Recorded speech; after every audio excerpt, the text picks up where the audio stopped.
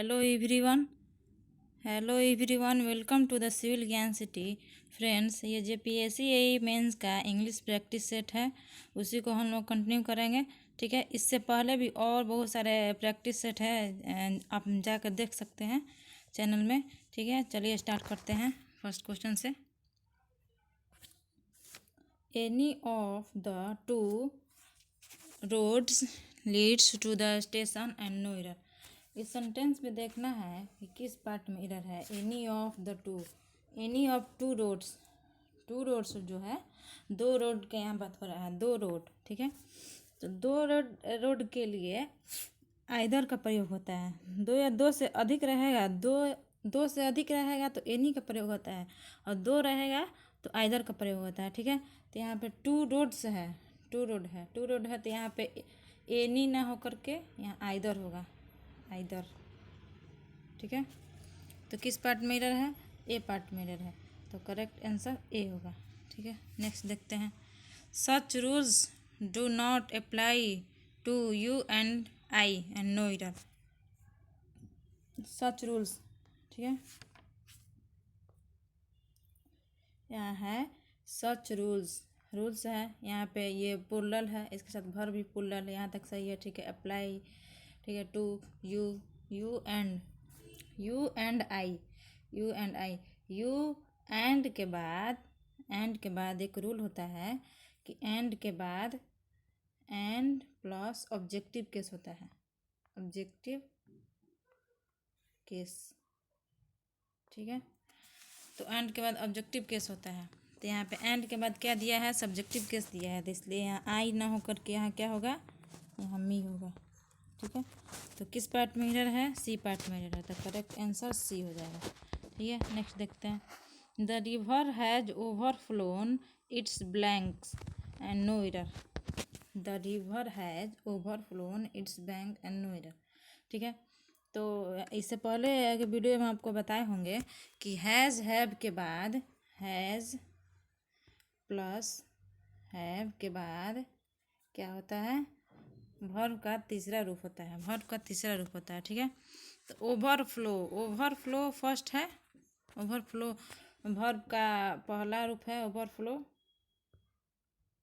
ठीक है, इसमें ई डी लगाएंगे तो ये V2 भी बन जाएगा और V3 भी बन जाएगा, यानी वर्ब का दूसरा रूप भी होगा और वर्ब का तीसरा रूप भी होगा। ठीक है, यहाँ पे ओवरफ्लोन दिया है, ओवरफ्लोन, जो कि गलत है। वर्ब का कुछ वर्ब ऐसे हैं जिसको हम लोग याद करना पड़ता है, याद करना पड़ेगा। ठीक है, तो ओवरफ्लो, ओवरफ्लोड, ओवरफ्लोड ईडी लगता है इसमें, ओवरफ्लोन नहीं होता है। ठीक है, तो यहाँ पे ओवरफ्लोन दे दिया है, तो ये पे गलत है यहाँ पे। ठीक है, तो यहाँ पे क्या हो जाएगा? ओवरफ्लोड, ओवरफ्लोड हो जाएगा। ठीक है, तो किस पार्ट में एरर है? बी पार्ट में एरर है, तो करेक्ट आंसर क्या होगा? बी होगा। ठीक है, चलिए नेक्स्ट देखते हैं। A test like this one is far too difficult for weak peoples. ठीक है, A test like this one is far too difficult for weak people. ठीक है, तो यहाँ देखेंगे कि किस पार्ट में एरर है, यहाँ देखेंगे कि किस पार्ट में एरर है, तो यहाँ देखेंगे ये a test like this one, यहाँ दिस वन है, दिस के बाद इस वर्ब लगाए हैं, far too difficult for weak peoples हैं, तो यहाँ किसी पार्ट में एरर नहीं है। तो किसी पार्ट में एरर नहीं है तो कौन सा आंसर हो जाएगा? तो आंसर डी हो जाएगा, नो एरर। ठीक है, चलिए नेक्स्ट देखते हैं। इट्स टाइम मतलब इट इज़ टाइम। ठीक है, we take a holiday to our native place and no error. ये रूल भी हम आपको पीछे बताए हैं कि इट इज़ टाइम और it is high time, it is time या it is high time, it is high time के बाद सब्जेक्ट होगा। ठीक है, उसके बाद वर्ब का दूसरा रूप होगा, ये रूल है। ठीक है, तो इट इज़ टाइम यहाँ तक तो सही है, इट इज़ टाइम भी सब्जेक्ट है, तो टेक वर्ब का पहला रूप है। ठीक है, तो यहाँ पे it is time, it is high time के बाद वर्ब का दूसरा रूप होता है, तो यहाँ टेक ना होकर के क्या होगा? यहाँ टेक नहीं होगा, क्या होगा? टूक होगा। ठीक है, तो किस पार्ट मिरर है? बी पार्ट मिरर है, तो करेक्ट आंसर बी होगा। ठीक है, चलिए ग्रुप बी देखते हैं। Sentence improvement. An early bird catches the worm. An early, an ऐसे तो लग रहा है कि ईयरली है तो यहाँ एन सही है, लेकिन नहीं। An early bird, early bird एक स्पेसिफिक चिड़िया के बारे में यहाँ बात हो रहा है, जो स्पेशल है, स्पेसिफिक है। ठीक है, तो यहाँ पे एन नहीं ना होकर के द होगा। जब कोई स्पेशल, कोई स्पेसिफिक कोई अगर देगा, कोई वर्ड, कोई भी वर्ड देगा, नाउन प्रोनाउन कोई भी, तो उसके साथ एन आर्टिकल नहीं दी आर्टिकल का प्रयोग करते हैं। ठीक है, यहाँ पे दी ईयरली बर्ड होगा। ठीक है,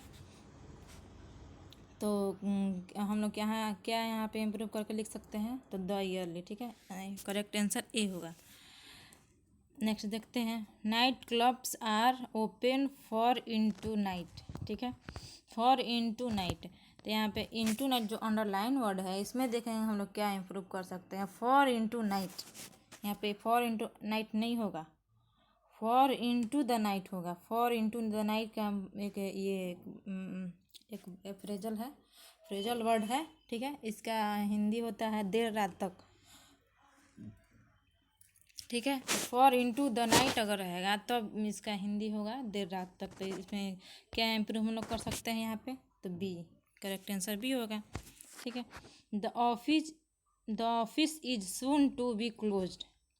office is soon to be close, तो सून टू, ये सून टू जो है यहाँ पे हम लोग देखना है क्या इम्प्रूव हम लोग कर सकते हैं। सून टू, सून टू नहीं होगा यहाँ पे। ऑफिस बंद हो जाता है, लगभग, लगभग बंद हो जाता है, तो लगभग के केस में हम लोग अबाउट टू का प्रयोग करते हैं। अबाउट टू, यानी ऑफिस बंद हो जाता है। ठीक है, अबाउट के साथ टू लगता है, अबाउट टू, सून के साथ टू नहीं लगता है, अबाउट टू होता है। तो यहाँ पे करेक्ट आंसर बी हो जाएगा। ठीक है, नेक्स्ट देखते हैं। I prevailed on him to vote for you. Prevailed जो है, प्रिविलेड जो वर्ड है, इसके बाद ऑन का नहीं, ऑन सॉरी, ऑन और अपॉन दोनों होता है, ऑन और अपॉन दोनों का प्रयोग होता है। ठीक है, तो यहाँ पे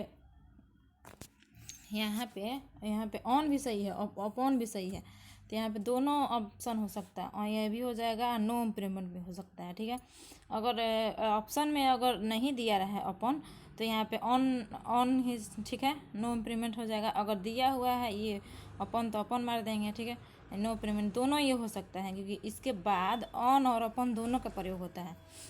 ठीक है, अगर नहीं अपॉन दिया रहेगा तो ऑन करेंगे, नो इम्प्रूवमेंट कर देंगे। अगर ये नहीं दिया रहता, अपॉन नहीं दिया रहता, यहाँ कोई दूसरा कोई वर्ड दिया रहता, तो यहाँ पर नो इम्प्रूवमेंट होता। ठीक है, चलिए नेक्स्ट देखते हैं।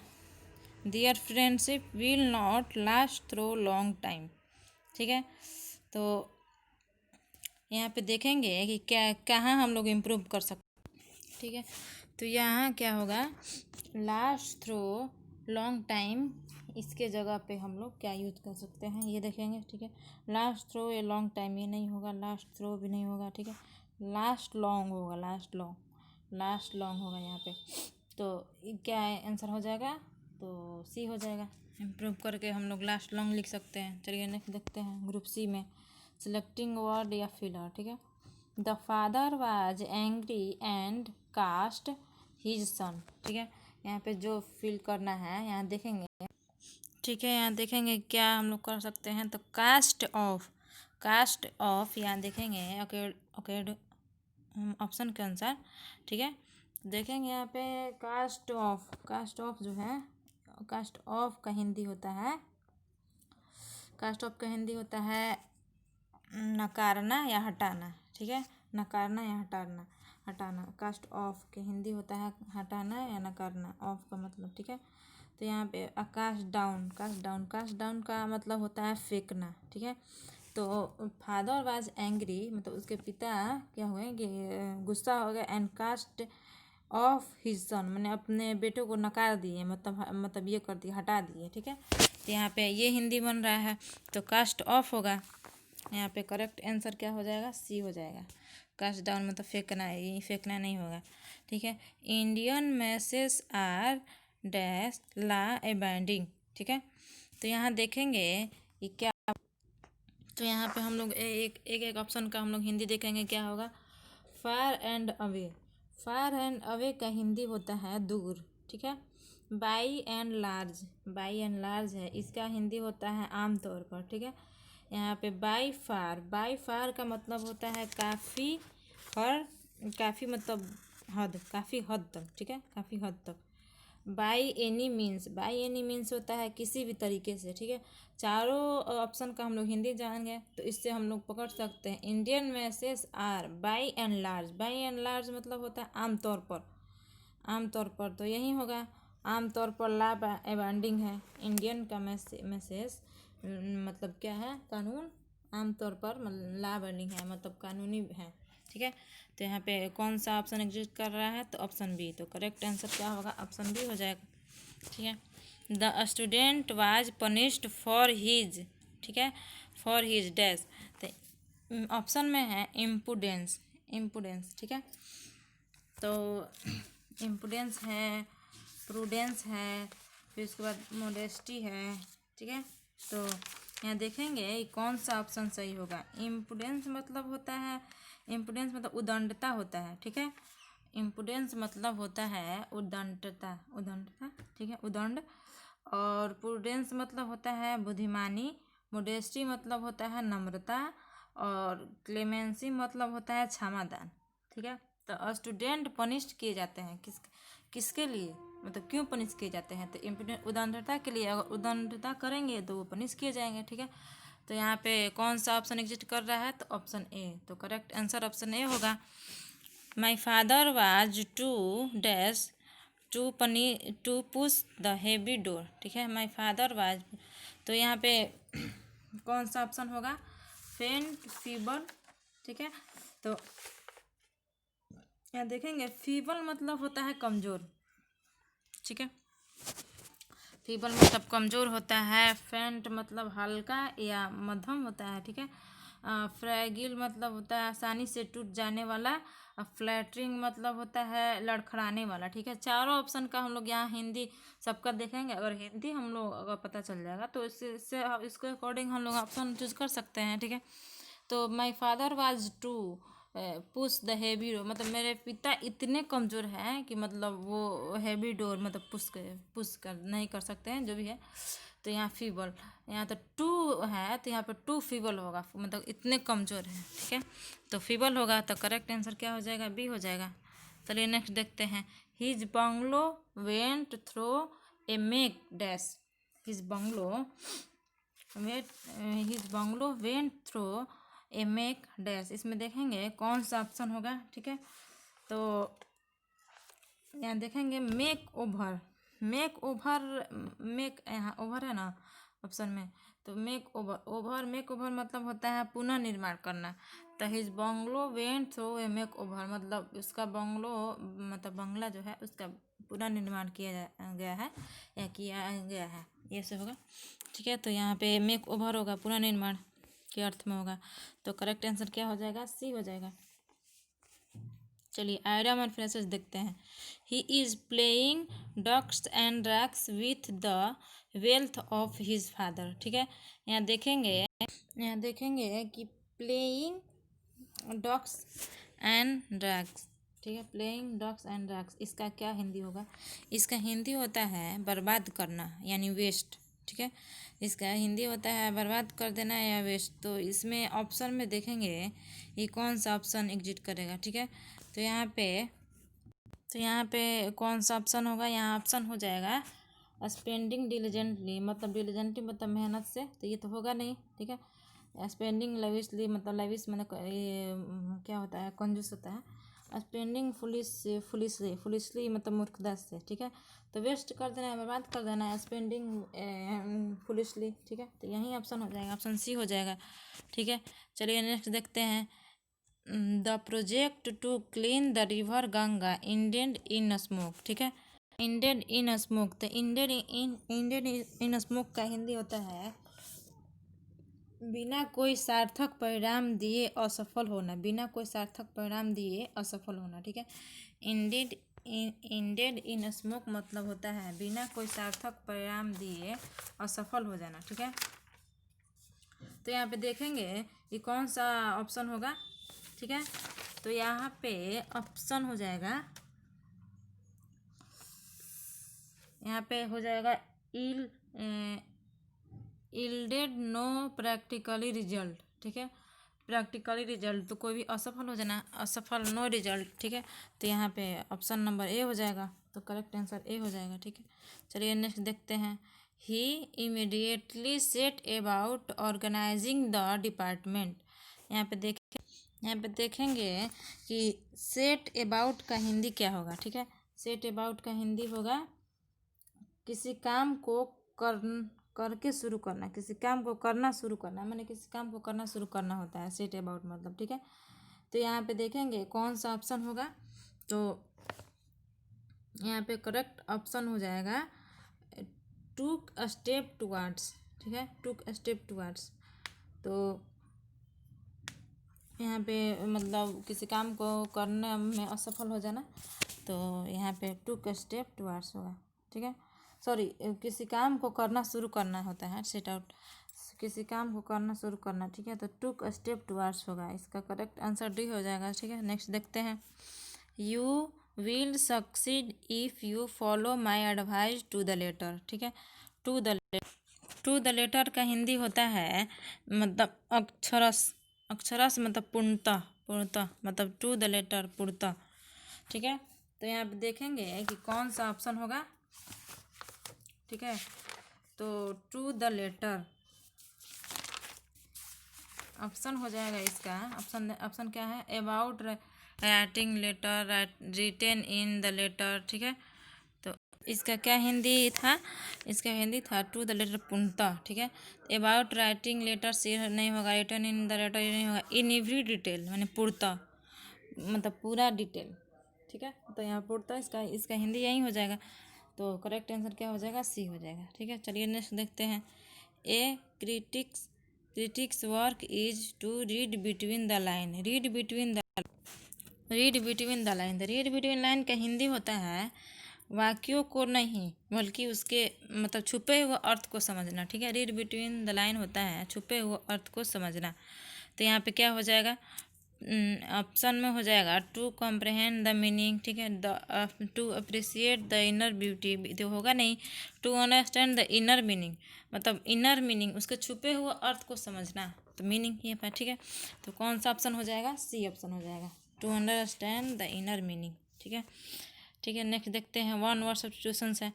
A large number of bullets fired at the same time, इसका हिंदी होगा लगातार फायरिंग या गोले का दागा जाना, लगातार फायरिंग करना, ठीक है। तो बुलेट फायर माने एक ही समय पर लगातार फायरिंग करना, तो इसका ऑप्शन देखेंगे फुसिलेड, ठीक है, रैटल, शूट, आर्चरी, शूट तो होगा नहीं, आर्चरी भी नहीं होगा, ये तो रखने का जगह होता है, ठीक है, हथियारों को रखने का जगह होता है। फुसिलेड हो सकता है, ठीक है, फुसिलेड मतलब फायरिंग होता है, तो कौन सा ऑप्शन हो जाएगा, ऑप्शन ए हो जाएगा, ठीक है। तो ये नेक्स्ट देखते हैं। A tall strong women, tall strong women इसका हिंदी होता है लंबी चौड़ी मतलब लंबी चौड़ी औरत, ठीक है। तो इसका हिंदी इसका क्या होगा, ऑप्शन से देखेंगे। ऑप्शन में दिया है सीरेन दिया है, अमेजन दिया है, हेरिडोन दिया है, श्रेय दिया है, ठीक है। तो यहाँ पे अमेजन होगा, करेक्ट आंसर क्या हो जाएगा, करेक्ट आंसर बी हो जाएगा, ठीक है। चलिए नेक्स्ट देखते हैं। A difficult problem, difficult problem, difficult problem का हिंदी होता है कि एक जटिल समस्या है, ठीक है। तो यहाँ पे देखेंगे कौन सा ऑप्शन होगा, लेबिरिंथ, मेज, पजल, ये नहीं होगा, ठीक है। कनंड्रम, कनंड्रम मतलब होता है एक जटिल समस्या, ठीक है। तो करेक्ट आंसर सी हो जाएगा। चलिए नेक्स्ट देखते हैं। A person who studies the origin and history of world, मतलब एक वह व्यक्ति जो मूल और क्या इतिहास के शब्दों को समझता हो या अध्ययन करता है, ठीक है। तो यहाँ पे देखेंगे, तो यहाँ देखेंगे क्या होगा, इथनोलॉजिस्ट, इसको क्या बोलते हैं, एक वह व्यक्ति जो मूल और मतलब इतिहास के वर्ड शब्दों को अध्ययन करता है, उसे इथनोलॉजिस्ट कहते हैं, ठीक है। तो करेक्ट आंसर क्या हो जाएगा, करेक्ट आंसर ए हो जाएगा, ठीक है। चलिए नेक्स्ट देखते हैं। A book which hold several work of one author, ठीक है। तो इसका हिंदी होता है किसी लेखक द्वारा लिखे गए कृतियों का संग्रह, किसी लेखक द्वारा लिखे गए कृतियों का संग्रह। ठीक है, तो इसका क्या हो जाएगा ऑप्शन में, ऑप्शन हो जाएगा ओमनीबस, ओमनीबस। ठीक है, तो किसी लेखक द्वारा लिखे गए कृतियों के संग्रह को हम लोग क्या बोलते हैं, ओमनीबस करते हैं। एंथोलॉजी नहीं, बायोग्राफी, बायोग्राफी भी नहीं बोलेंगे, बाइब्लोथिक्यू भी नहीं बोलेंगे। ठीक है, तो करेक्ट आंसर सी हो जाएगा। ठीक है फ्रेंड्स, ठीक है, तो इसी तरह आप लोग ये जनरल इंग्लिश जो प्रैक्टिस सेट है इसी को हम कंटिन्यू करेंगे। आप लोग डेली बेसिस पे इसको देखिएगा। ठीक है, thank you for watching this video, have a nice day.